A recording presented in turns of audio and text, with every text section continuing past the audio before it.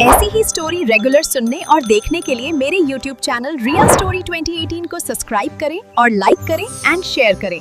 NH 440 का खौफनाक सफर। रात के 2 बज रहे थे। हाईवे NH 440 पूरी तरह से सुनसान था। अमावस की काली रात थी और घना कोहरा सड़क पर एक सफेद कफन की तरह फैला हुआ था। विक्रम अपनी कार से दूसरे शहर जा रहा था। अचानक कोहरे के बीच उसे सड़क के किनारे कुछ हिलता हुआ दिखाई दिया। विक्रम ने कार की रफ्तार धीमी कर दी। जैसे जैसे वो पास पहुंचा उसे एक औरत दिखाई दी। उसने फटे पुराने मैले सफेद कपड़े पहने थे और उसके बाल चेहरे पर बिखरे हुए थे। उसके हाथ में एक पुरानी जंग लगी हुई लालटेन थी जो बुझी हुई थी। इंसानियत के नाते विक्रम ने कार रोकी। औरत ने धीरे धीरे अपना सिर घुमाया। उसकी आंखें पथराई हुई थीं और चेहरा राख जैसा सफेद था। उसने बिना कुछ बोले अपना हाथ उठाया और अपनी बुझी हुई लालटेन की तरफ इशारा किया, जैसे वो रोशनी मांग रही हो। विक्रम को अजीब सी सिहरन महसूस हुई, लेकिन जैसे ही रोशनी उस जगह पड़ी वहां कोई नहीं था। सिर्फ लहराती हुई झाड़ियां थीं। विक्रम का गला सूख गया। शायद आंखों का धोखा था। उसने खुद को समझाया और कार की रफ्तार बढ़ा दी। करीब 5 किलोमीटर आगे जाने के बाद विक्रम की सांसें थोड़ी काबू में आईं, लेकिन तभी उसकी कार की हेडलाइट्स की रोशनी में फिर वही मंजर दिखा। वही औरत, वही फटे कपड़े, वही बुझी हुई लालटेन। वो फिर से सड़क के किनारे खड़ी थी, जैसे उसका इंतजार कर रही हो। ये नामुमकिन है, विक्रम चिल्लाया और कार झटके खाकर सुनसान सड़क के बीचों बीच बंद हो गई। चारों तरफ भयानक सन्नाटा था।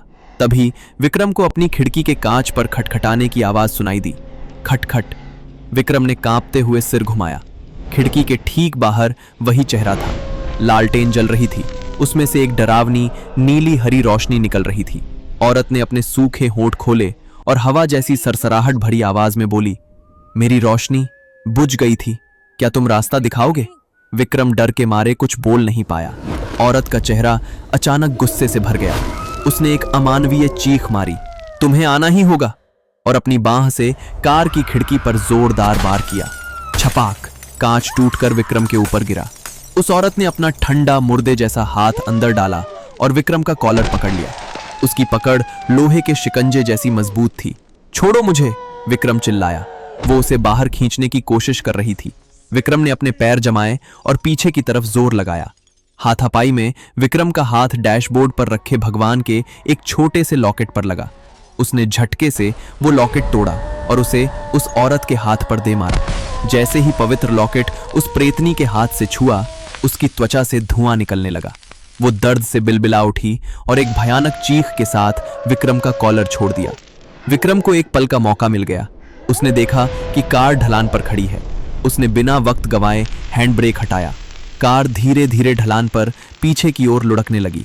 औरत ने फिर झपटने की कोशिश की, लेकिन कार रफ्तार पकड़ चुकी थी। वो पीछे अंधेरे में हाथ पटकती और चीखती रह गई। विक्रम लुढ़कती हुई कार को काफी दूर तक ले गया। नसीब से सामने से एक ट्रक आता दिखाई दिया। विक्रम ने फ्लैशलाइट जलाकर उसे रोका और उसमें बैठ गया।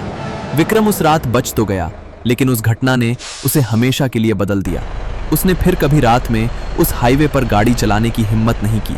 आज भी जब वो कहीं अंधेरे में मध्यम रोशनी देखता है तो सिहर उठता है कि कहीं वो लालटेन वाली औरत वापस ना आ जाए।